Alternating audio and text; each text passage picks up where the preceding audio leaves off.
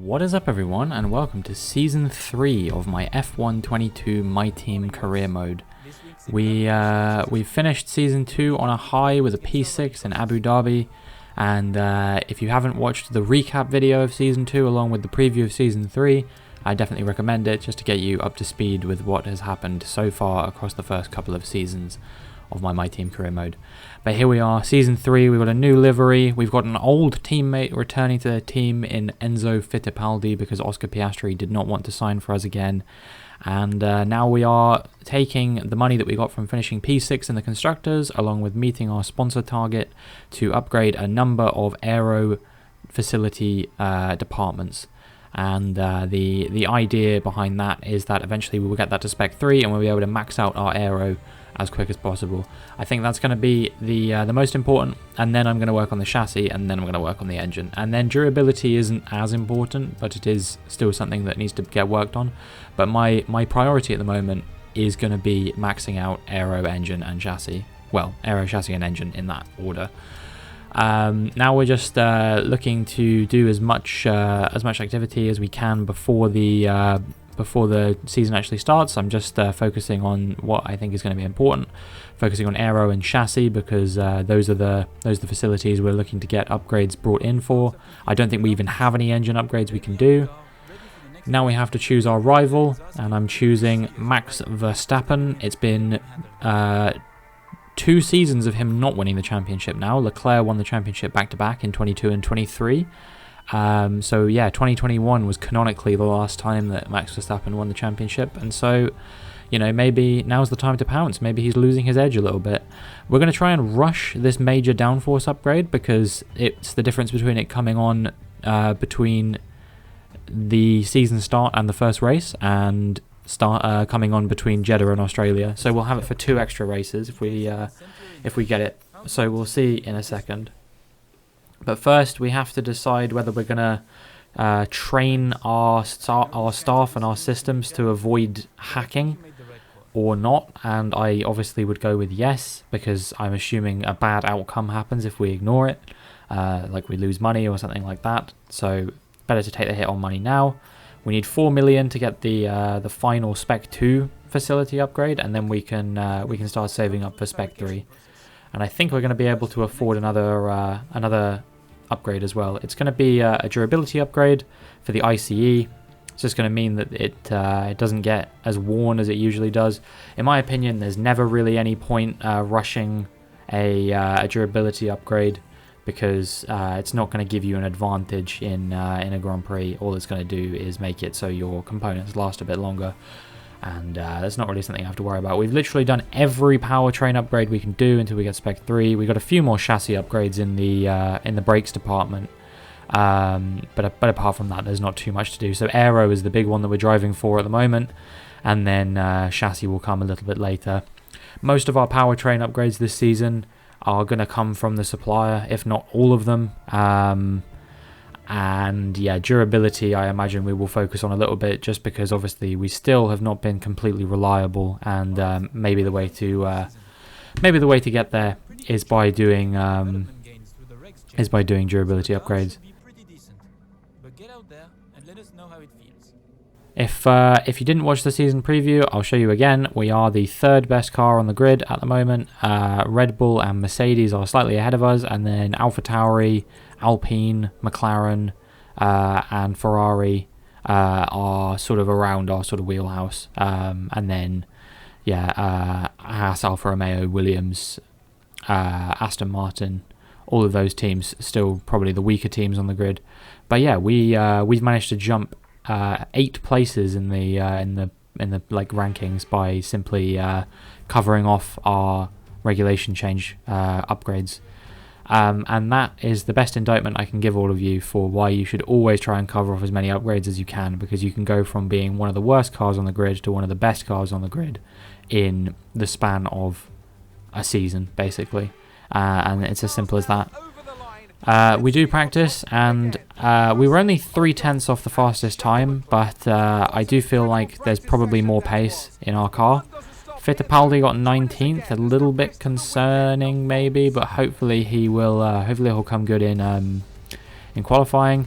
Ferrari not doing so well is to be expected because their car is only like 6th or 7th in the rankings at the moment. It's kind of like 2020 when they massively went backwards.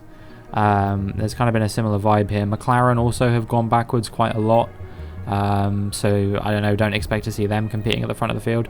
The teams that we're expecting to see at the front of the field are going to be Mercedes, Red Bull, myself, AlphaTauri, maybe Alpine, Ferrari, McLaren can sneak in there, but probably, yeah, it's going to be Mercedes and Red Bull that are going to be competing for the constructors once again. And I think if we can maintain the position we're in at the moment, I have a legitimate shot of going for the Drivers' Championship.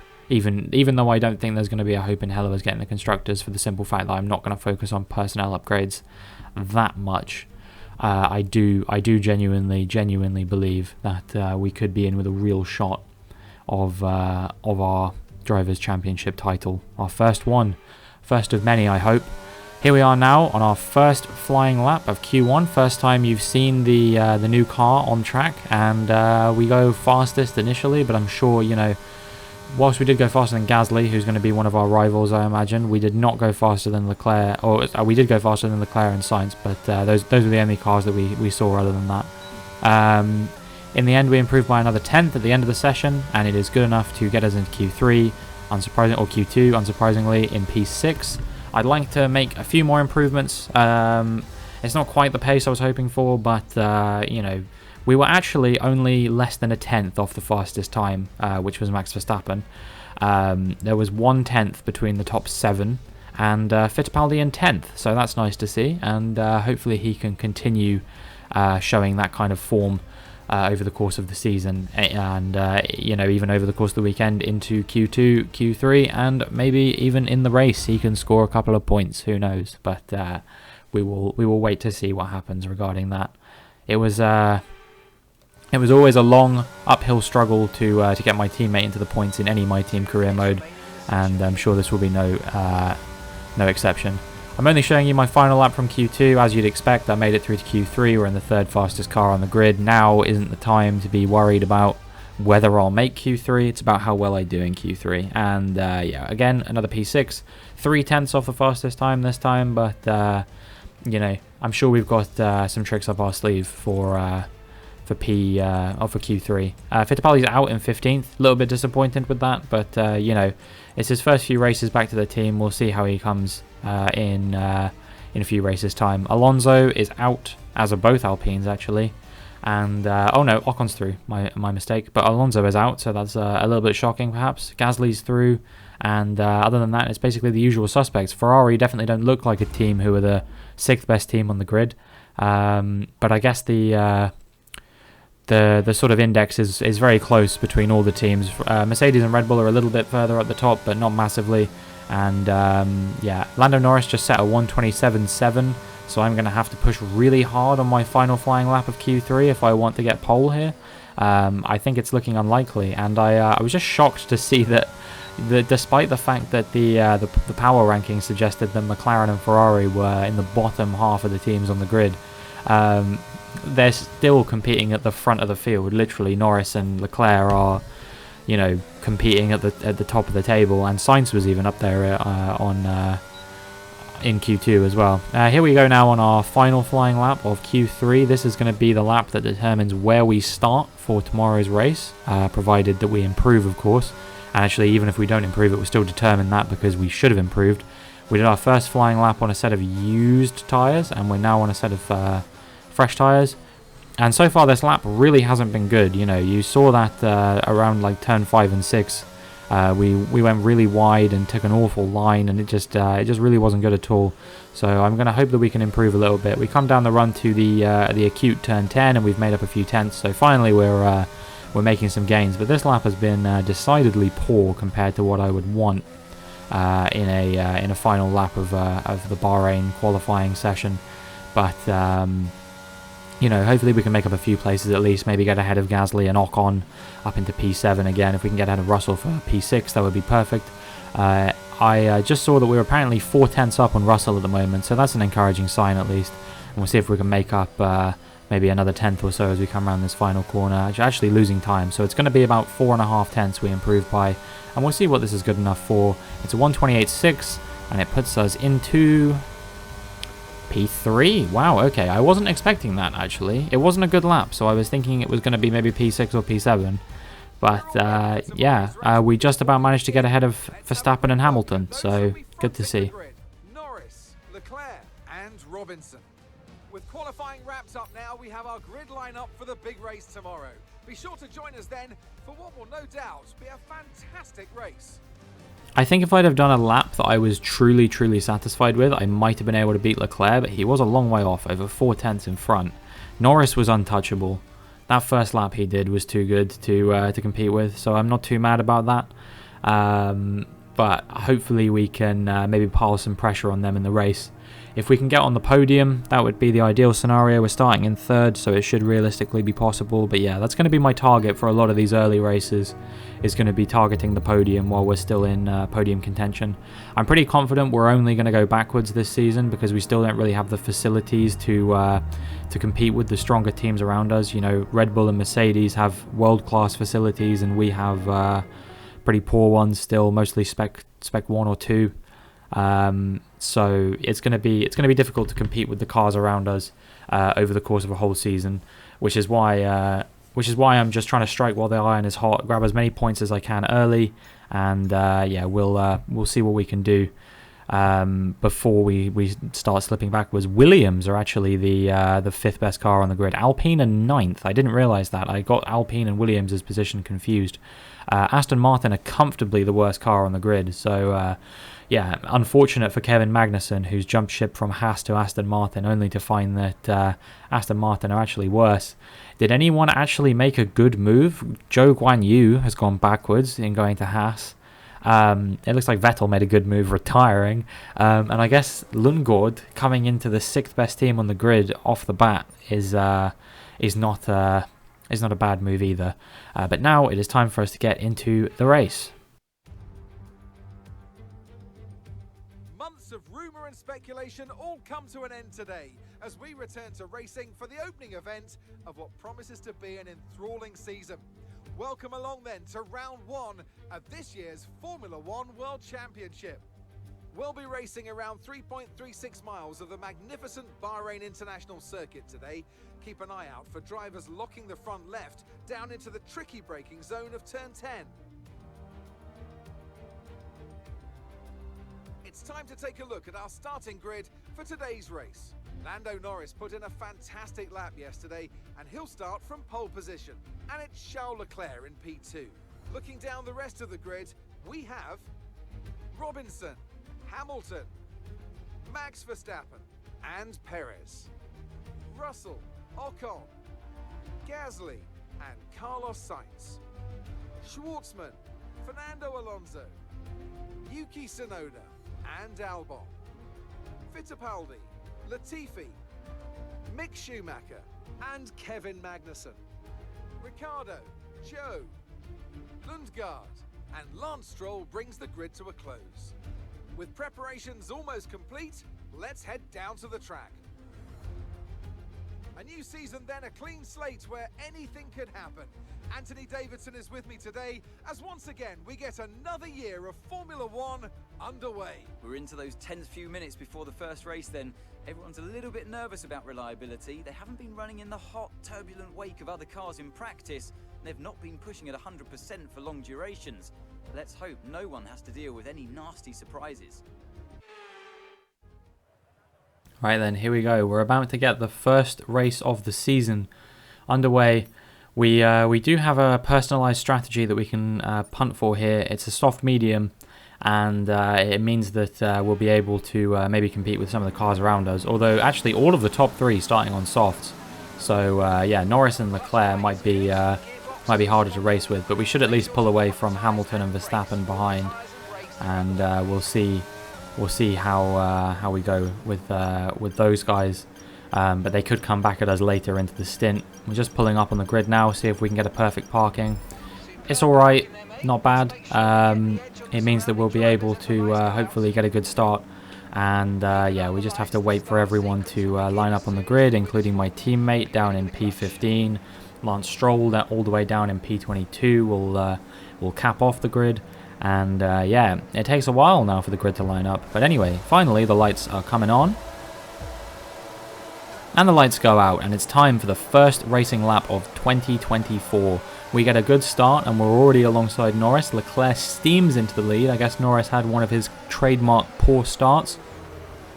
We're looking for a way up the inside of Leclerc, but can't quite find our way through. We actually have to take evasive action there to avoid running into the back of him, because he does not get a good run through turn 2.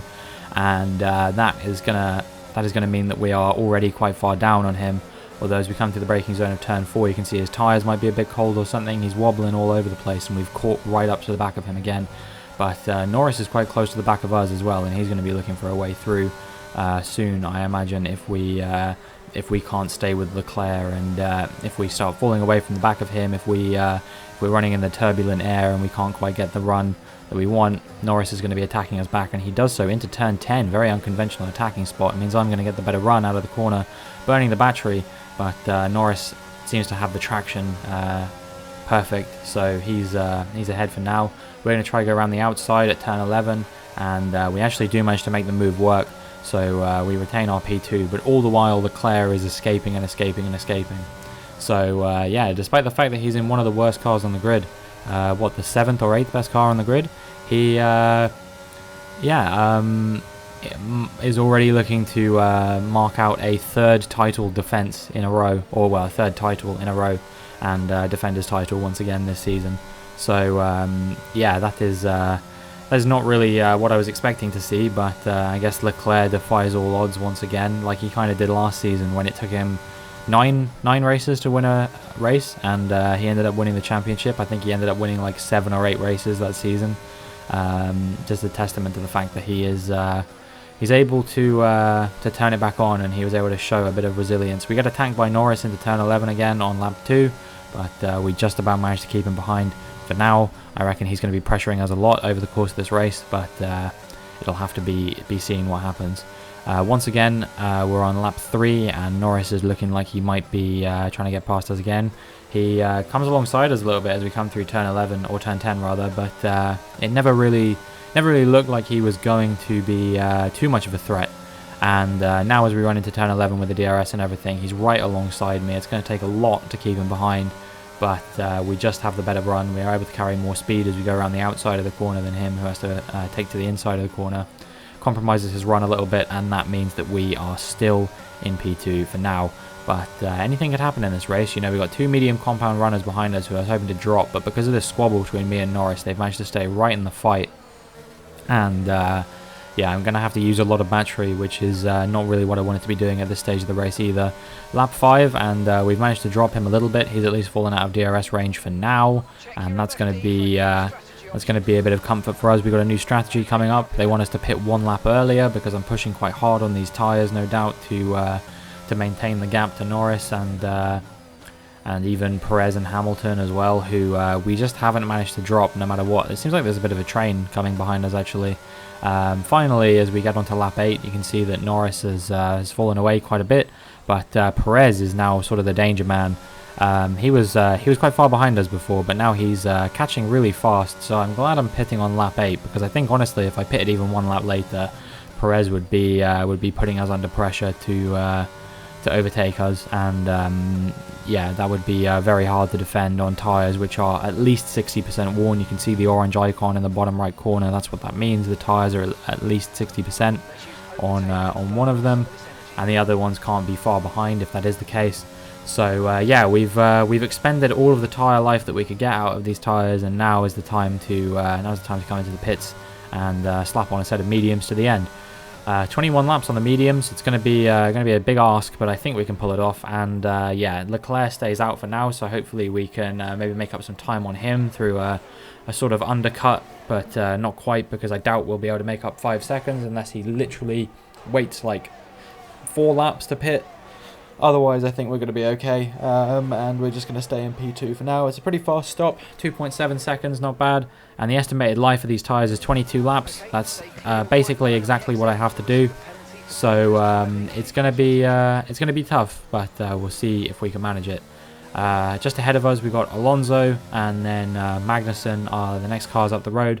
I think we will eventually catch those, but for now, let's have a look. This is Robert Schwartzman in his Alfa Romeo, and that is no longer Robert Schwartzman in his Alfa Romeo. He careers into the side of one of the Red Bulls there. I think that might have been Perez, but I'm not sure. And yeah, now we're on lap 12, and we're trying to get ahead of Magnussen and also our teammate Fittipaldi. They're kind of in the way; they haven't pitted yet, and so their mediums are very not fresh. Magnussen runs Fittipaldi a bit wide and opens up a gap on the inside, and that allows me to overtake both of them at the same time. And that was a pretty good move, I would say, all things considered. Another very smart overtake, even if they are slower cars. Well, one of them's a slower car, one of them should be the exact same speed as mine. But yeah, quick thinking from me. Now, at the end of lap 13, we've caught up to the back of Lance Stroll, and we're going to try and clear him as quickly as we can, but we're not in a great position to do it. I'm going to have a look around the outside as we come to the top of the hill here, and I actually managed to make the move work. I thought I might have got damaged there, but we've managed to keep hold of it, and that's a very nice series of moves over the course of a lap or so. I was pretty pleased with with how my driving was going at this point. Lap 15, we've now caught up to the back of Leclerc, and this is for the net lead of the race, if I'm not mistaken. I think everyone ahead still has to pit. I'm not sure what's up with Perez. I don't think he's pitted yet.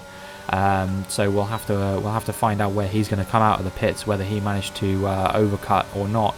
Russell is coming out on hards. Here's Perez on hards. He's actually just ahead of us here, but we'll see if we can get ahead of him as we go 3 wide through turn 1. I kind of get forced off the track there a little bit. Not much I could really do, but we do manage to make the overtake work on Leclerc, and we get ahead of Perez as well. So we are into the lead of the Bahrain Grand Prix with 13-14 laps to go. And now we just have to do everything we can to try and maintain this position. Here's Perez, who's probably the biggest threat to me in this race now, I would say. His tyres are going to go longer than mine, and he's done a spin that is not fantastic for him. And yeah, I was a lot more relaxed in this race after that happened, because I knew that he was probably my biggest competition. Myself, Norris and Leclerc are all on the same tyres, so I knew that we were going to have roughly the same tyre deg, and I've had roughly the same pace as these guys across the whole race. The only reason I was so far down on Leclerc to begin with was because Norris was challenging me into some of the corners and holding me up, but now that's not happening. He also doesn't have any DRS, and with only just over 5 laps left of the race, I think we are in the box seat to win it, quite frankly. Norris is catching up to us, but at a slow rate. I think maybe he might be within DRS range on the final lap or something, so we may have to do a bit of a defense if we want to keep him behind, but hopefully it shouldn't be too taxing, and we can just settle into a rhythm, set consistently fast laps, and see what we can do. There is a question to be asked about whether I want to push for a fastest lap attempt. I think the answer is probably no, because my tires are going to go off, and I want to do everything I can to preserve them rather than worrying about whether they can do a fastest lap or not. I think I'll leave that to whoever wants to go for fastest lap on this occasion. I'll be very content if I can grab 25 points in this race. I'm not so greedy that I absolutely need to punt for 26, but yeah, it would be nice, but I'm not going to go for it on this occasion. We'll save that till we have a maybe slightly faster car or a slightly less precarious position at least. Alright, so here we are on lap 28, moving into lap 29, and Norris is just over a second behind. So he might close us down enough to the point that he can challenge in DRS range at some point over the course of this lap, but he's not quite close enough as we come through turn 1 and 2. So I reckon that if he's going to mount any kind of challenge on us, it's going to be in the DRS zone out of turn 10. Probably will be where we face him. We've not had a great start to this lap. Once again, our tyres are over 60% worn, so we're going to be facing a real challenge if we don't drive as well as we possibly can, basically. Norris is sort of flirting with being within DRS range or not. He gets the better exit from turn, I think that's turn 8, and as a result he's going to have DRS as we come out of turn 10. which he has been getting the better exit from pretty much all day today. I'm burning the battery, but you can see he's catching me very, very quickly. He's already within 4/10. Is he going to have a look up the inside? He's not on this occasion. So I think we may have just gotten away with this, but I'm still going to be using the battery wherever I can to try and keep him behind at this late stage in the race. He's realistically probably got only one more overtaking spot, and it's here if he's saved up enough battery to challenge us into the last couple of corners. Is he going to look for a move up the inside? He is not. He's not quite close enough, and we have held on to P1. We're burning the battery to the line. He is going to close us down a tiny bit, but it's not going to be enough, and we win the race. And that is a great way to start the season. We grab a trophy for winning a race in a Mercedes, which is nice to see. Daniel Ricciardo, Norris's teammate, grabs driver of the day, and we get 25 points to mark out our third season campaign.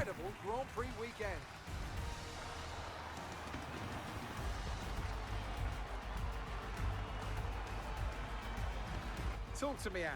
What was it that set them apart from the competition today? I think it was clear what the main contributing factor out on track was: speed. I know it sounds like an awfully reductive statement, but fast cars win races, and we saw that today with our winner. The faces on our top three look so incredibly happy as they make their way up to the podium. A much-deserved victory and a brilliant performance from them all. You love to see it. First race, first place. That's all we need. Just more of those. More of those. More wins this season, more podiums this season, and we can be in with a legitimate chance of fighting for the championship. If there are like 7 or 8 teams competing in the championship, as long as I'm consistently ahead of them, they're all going to start taking points off each other very quickly, and we can really run away if we can win a few races in the early stages of the season. So let's review the updated driver standings. Well, after an incredible day of racing, who was your driver of the day, Ant? Daniel Ricciardo certainly impressed me today. An incredible performance. It's time to see how things are shaping up in the Constructors' Championship. The owner-drivers team moved to the top of the table. Well, what an end to another fantastic weekend of racing. Thanks to everyone who joined us, and we'll see you for the next one.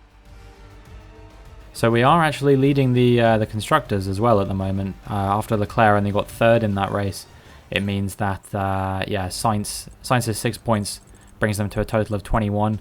Fittipaldi finished plumb last, so that's fantastic. And yeah, that was pretty good overall. I think I was thinking about this while Crofty was speaking just now, and I think probably what kind of season we're going to need to have here if we want to win the drivers' championship at least. I think the constructors is a no-go if Enzo Fittipaldi is finishing in last place. But if we want to win the drivers' championship, I think we're going to have a Jenson Button 2009 type season probably, where we're fast at the beginning of the season, we grab a bunch of wins early, and then just hold on for the rest of the season. Basically, is probably what I think is most likely to happen. We need a win in Jeddah, I reckon, which is very much doable. Australia, I might like to see a win in as well, because I think we can probably grab that. China, it looked like we had the pace to maybe get on the podium, or at least a top 5 last season, which means we could probably try and win that this season. And then Imola, I think we'll struggle. What else is after that? Miami, we can absolutely win. Spain, if things go my way, I reckon I could easily get on the podium. And then we move into Monaco, and then that will probably be where the season starts to take a downturn for me. But if we can grab all the wins that I need before that, if we can grab maybe 5 or 6 wins from the first 7 races or so, I think we could be really, really strong in this championship. And then after that, I just want to get consistent sort of top 5, top 6 finishes, hold on to the points that we've got, and the drivers' championship should be ours. That's my strategy. We'll see if it plays out. It should be easy to get the 100 points that we need based on the pace I've seen. I might even be a little bit disappointed I didn't go for the 300 points sponsor bonus objective, but that might be slightly too out of our reach at the moment. But it remains to be seen, I suppose, what will happen as season 3 unfolds. We've only done 1 race so far. We've got 21 left to go, not including Hungary and Abu Dhabi, but France and Imola are back on the calendar after taking a season out. And yeah, we are looking forward to what we can do over the course of the season. I'm also looking forward to see if Enzo Fittipaldi can maybe get into the points on a few occasions this season. If he wants to stay with us for an extra season after this, he's going to need to step up his game. He can't be finishing last in many more of these races because it's simply not good enough. And that was the story of that race in the highlights that we just watched. I outscored Verstappen in the rivalry, so we are looking at potentially winning another rivalry, which could be nice because we've only won 1 out of the 7 we've done so far, and a win is always nice to boost our acclaim. I need to boost my driver perks at some point. That's a good reminder. I might put a thing on my notes for the next race I record, just to make sure I boost my driver perks, so we don't fall too far behind on the acclaim and engine wear front. We've already got the final resource points one, of course, but yeah, everything else we still need to look at potentially improving. That is going to be it for this video, though. If you enjoyed, please make sure you like and subscribe, and yeah, hopefully I will see you over the course of season 3 and for the next one.